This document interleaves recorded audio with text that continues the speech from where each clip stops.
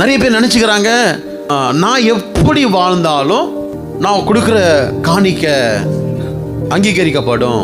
No, never.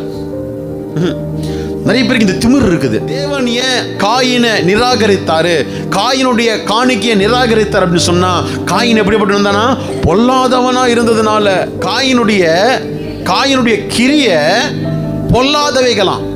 காயினுடைய கிரிய, அவனுடைய பார்வை சரியில்லை, அவனுடைய வார்த்தை சரியில்லை, அவனுடைய செயல் சரியில்லை, அவன் இருதயம் சரியில்லை, அவன் கிரியை சரியில்லை, அவன் சிந்தை சரியில்லை, அவனுடைய எண்ணமும் சரியில்லை. எல்லாமே பொல்லாதவனா இருந்தானா.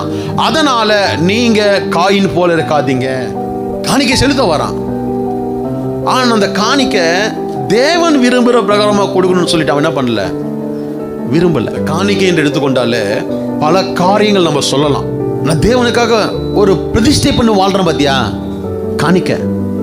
எங்கேயும் என் விசுவாச வாழ்க்கை தவறக்கூடாது, எங்கேயும் என்னுடைய ஜப வாழ்க்கை மிஸ் ஆகக்கூடாது, எங்கேயும் என்னுடைய தாழ்மை கீழ்ப்படிதல், எங்கேயும் என்னுடைய அர்ப்பணிப்பு என்ன ஆயிடக்கூடாது, தவறக்கூடாது. இதெல்லாம் ஒரு காணிக்க. இது தேவன் எதிர்பார்க்கிறது. அப்ப காயின் அங்கீகரிக்கல, காயினுடைய காணிக்கை அங்கீகரிக்கல.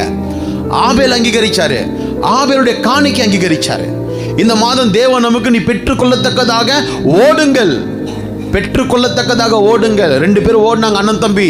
ஒருத்தன் தோத்துட்டான். காரணம் என்ன? அவனுக்கு என்ன இல்லையா, தேவனுக்கு பிரியமான காணிக்கையை கொண்டு வர தவறிட்டான். தேவ பயம் இருக்கணும்.